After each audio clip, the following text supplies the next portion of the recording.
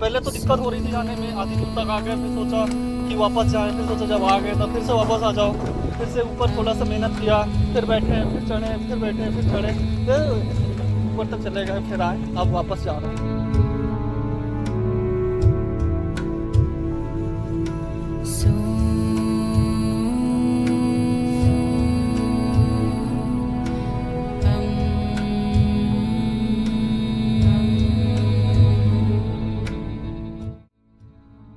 हर हर महादेव दोस्तों, स्वागत है आपका एक बार फिर चैनल पर। आज की गर्मा गर्म चुस्की हम ले रहे हैं महादेव की नगरी त्र्यंबकेश्वर में। एलोरा केव्स घूमने के बाद आज हम निकले हैं महाराष्ट्र की सबसे धार्मिक सिटी त्र्यंबकेश्वर नगरी में, जहां हम जाएंगे आज माँ गोदावरी के उद्गम स्थल पर, जो कि है ब्रह्मगिरी पर्वत पर। त्र्यंबकेश्वर ज्योतिर्लिंग का कंप्लीट व्लॉग मैंने अलग से बनाया है, आपको वीडियो की लिंक डिस्क्रिप्शन में मिल जाएगी।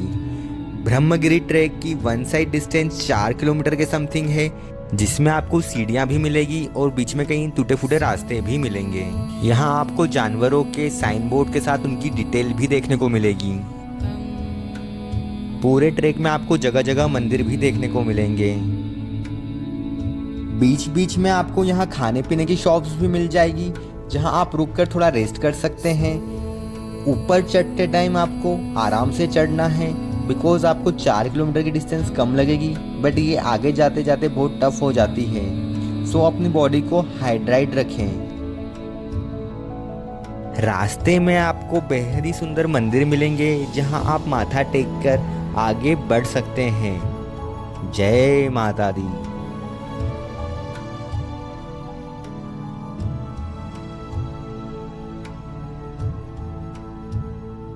बारिश के टाइम ये प्लेस किसी जन्नत से कम नहीं होती है। चारों ओर ग्रीनरी आपका मन मोह लेती है और आपकी थकान उड़ा देती है।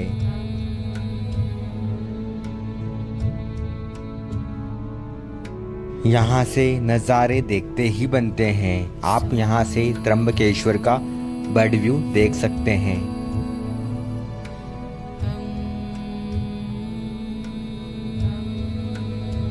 रास्तों को पत्थरों से काट कर बनाया है, जो कि एक अलग ही रोमांच देता है। आप यहाँ जब भी आएं तो बंदरों से जरूर बच के रहें। अपने साथ एक लकड़ी रखें, बिकॉज यदि आप यहाँ कुछ खाने पीने की चीज़ें लेके आते हैं तो उस सामान को बंदरों से आप नहीं बचा सकते हैं। बंदरों को दिए बिना वो आपको आगे बढ़ने ही नहीं देंगे। अपना सारा सामान छिपा कर लाएं और मोबाइल को भी संभाल के रखें। मैं उनकी रिकॉर्डिंग इसलिए ही नहीं कर पाया क्योंकि वो कभी भी मोबाइल झपट सकते हैं। जैसे जैसे आप आगे बढ़ेंगे आपको खड़ी सीधी सीढ़ियों से ऊपर चढ़ना पड़ेगा, जो कि काफ़ी थका देने वाला होता है।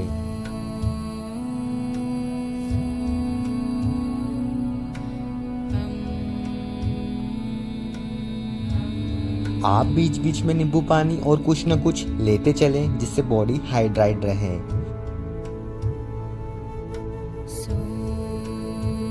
आप जब ऊंचाई पर पहुंच जाते हैं तो आपको नींबू पानी 20 रुपये में और पानी की बोतल 40 रुपये में मिलेगी। यहाँ सामान लाने में इतना आसान नहीं है, इसलिए इतना रेट तो बनता है इनके लिए।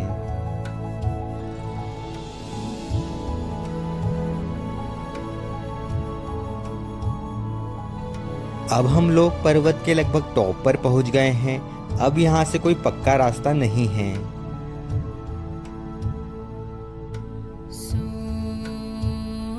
प्रकृति की कलाकृति आपको यहाँ पत्थरों में भी देखने को मिलेगी। यहाँ से आपको टूटा फूटा रास्ता ही मिलेगा देखने के लिए। आप देख सकते हैं एक तरफ पहाड़ है और दूसरी तरफ खाई है, तो आप यहाँ संभाल के चलें।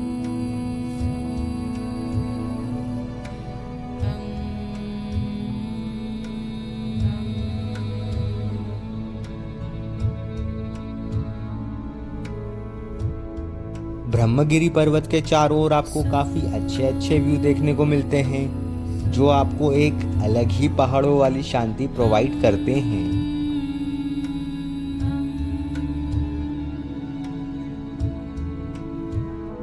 हम ब्रह्मगिरी पर्वत के टॉप पर पहुंच गए हैं। अब हमको फिर से पहाड़ के दूसरी तरफ नीचे उतरना है। लेफ्ट साइड गोदावरी नदी का उद्गम स्थल है और राइट साइड में जटा शिव जी का मंदिर है। आप यहाँ के रास्ते देख सकते हैं कितने टफ हैं। हमेशा यहाँ पे जब भी आएँ ग्रिप वाले फुटवेयर ही पहन कर आएँ। यहाँ कुछ पकड़ने के ऑप्शन अवेलेबल नहीं है, तो कभी भी आपका पैर स्लिप कर सकता है। आप एक पूरे रोड ट्रैक पर चल रहे होते हैं, जिसका एक अलग ही अनुभव आपको मिलेगा यहाँ पर आकर।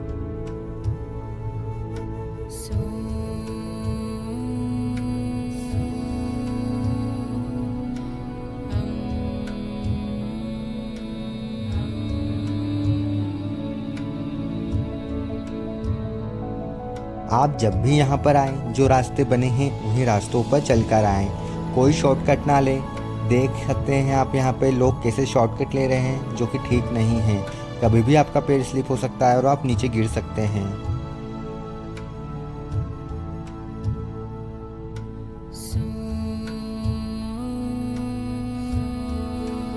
गोदावरी नदी की पूजा करने के लिए आपको यहाँ पर सारी पूजा सामग्री मिल जाएगी।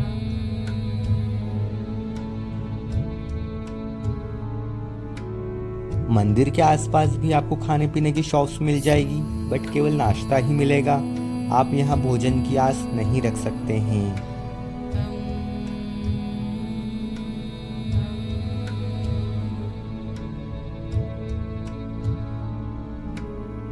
हम लोग पहुँच गए हैं गोदावरी जी के उद्गम स्थल पर। चलिए अब आपको यहाँ की कथा बताते हैं, कैसे गोदावरी जी यहाँ पर आई थी।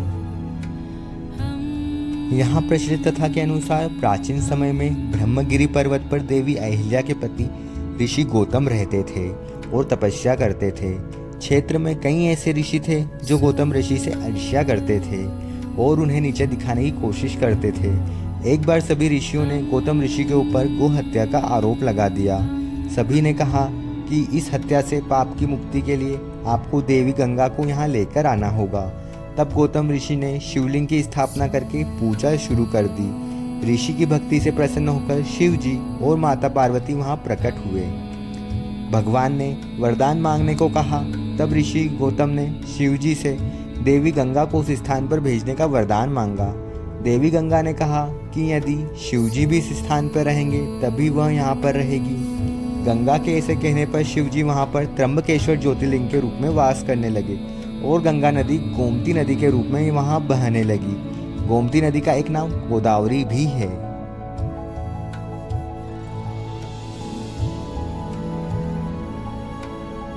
आप जो ये कुंड देख रहे हैं, यहीं से गोदावरी नदी का उद्गम हुआ है। इसके बाद ये सीधे त्र्यंबकेश्वर में दिखती है और उसके बाद सीधे नासिक में दिखेगी आपको। आप जब इतनी चढ़ाई करके ऊपर आते हैं और यहाँ गोदावरी जी के दर्शन के बाद आप यहाँ के जब नज़ारे देखते हैं, आपका यहाँ आना पूरी तरीके से सफल हो जाता है। यहाँ की सारी थकान आपकी उतर जाती है इन वादियों को देखकर।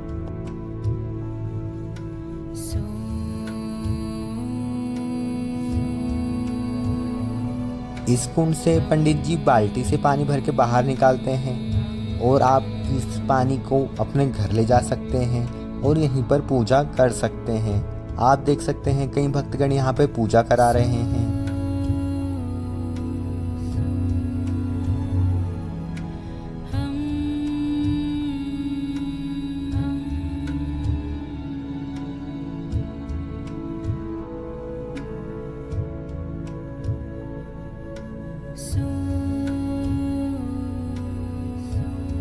गोदावरी मंदिर के समीप में ही चक्रधर स्वामी का मंदिर बना हुआ है। आप यहाँ पर दर्शन कर सकते हैं।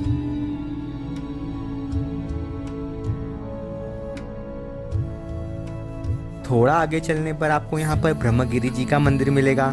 यह एक शिव टेम्पल है। आप यहाँ पर ब्रह्मा, विष्णु और महेश के तीनों एक साथ दर्शन कर सकते हैं। यहाँ से दर्शन होने के बाद अब हमें पर्वत के दूसरी तरफ चलना है, जहाँ पर शिव जटा मंदिर है। चलिए चलते हैं। यहाँ पर आप अपने सपनों के महल भी बना सकते हैं। हमारे साथी विपिन ने 3 मंजिला बंगलों की कामना की है यहाँ पर।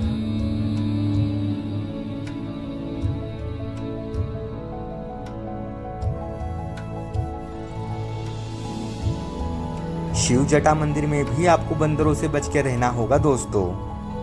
यदि आप उन बंदरों को नहीं छेड़ेंगे तो वो आपको परेशान नहीं करेंगे, बट जो भी आपके पास खाने की वस्तु होगी वह उसे लेके चले जाएंगे शांति से। गोदावरी जी जब यहाँ पर आए थे तब उनका प्रवाह काफी अधिक था। तब शिव जी ने यहीं पर अपनी जटाओं से उन्हें बांधा था और उसे धरती की तरफ मोड़ा था। आप यहाँ पर उनकी जटाओं के निशान देख सकते हैं। चलिए अब हम वापसी की ओर चलते हैं। जाने का रास्ता आने के रास्ते से कुछ दूरी तक अलग है। फिर जब हम टॉप पर पहुंच जाएंगे तो वही सेम रास्ता होगा जिससे हम ऊपर की ओर आए थे। आप ऊपर चढ़ने वाला रास्ता देख पा रहे हैं किस तरीके का है ये रास्ता। चढ़ने में जल्दबाजी न करें, आराम आराम से चढ़ें, शांति से चढ़ें।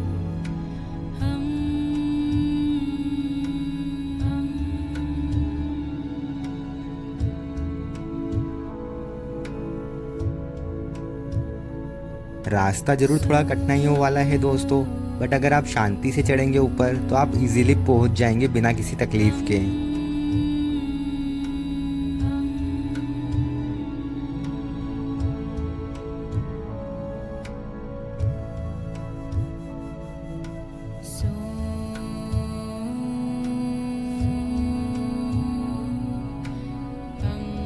आप देख सकते हैं हमारे साथियों को कितना स्ट्रगल करना पड़ रहा है ऊपर आने के लिए। इससे आप यहाँ के रास्ते का अनुमान लगा सकते हैं।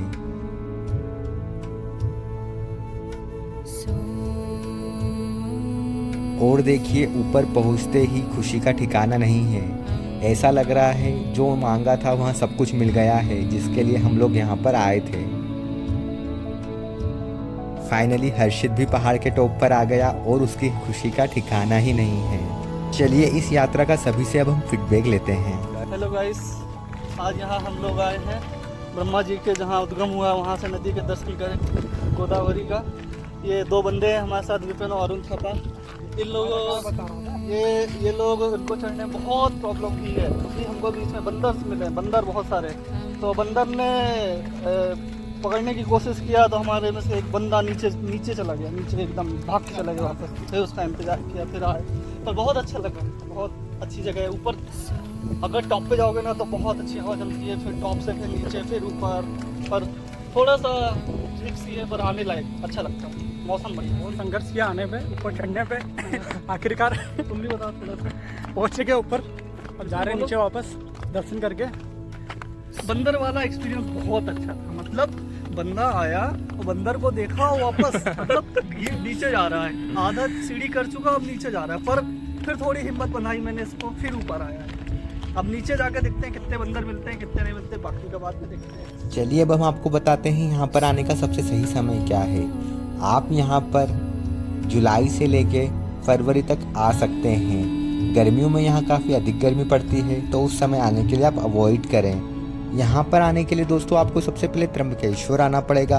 यहाँ से आप पैदल यात्रा करके ऊपर आ सकते हैं। ऊपर आपको खाने पीने के लिए ज़्यादा ऑप्शन नहीं मिलेंगे तो आप नीचे से ही अपना खाना कंप्लीट करके आएँ। यदि आप आराम से इस ट्रैक को करते हैं तो आपके 5 से 6 घंटे लग जाएंगे इस ट्रैक को कंप्लीट करने में। आप इस यात्रा को सुबह जल्दी स्टार्ट करें ताकि आप शाम होते हुए नीचे आ जाएं। ऊपर रुकने के लिए कोई व्यवस्था नहीं है तो आप उस अकॉर्डिंग ही अपनी यात्रा स्टार्ट करें। आप अपना कचरा अपने साथ ही रखें, इस तरीके से गंदगी ना फैलाएं। तो दोस्तों आज के ब्लॉग में इतना ही। आशा है आपको वीडियो पसंद आया होगा। चैनल को लाइक कीजिए, शेयर कीजिए, सब्सक्राइब कीजिए। हर हर महादेव।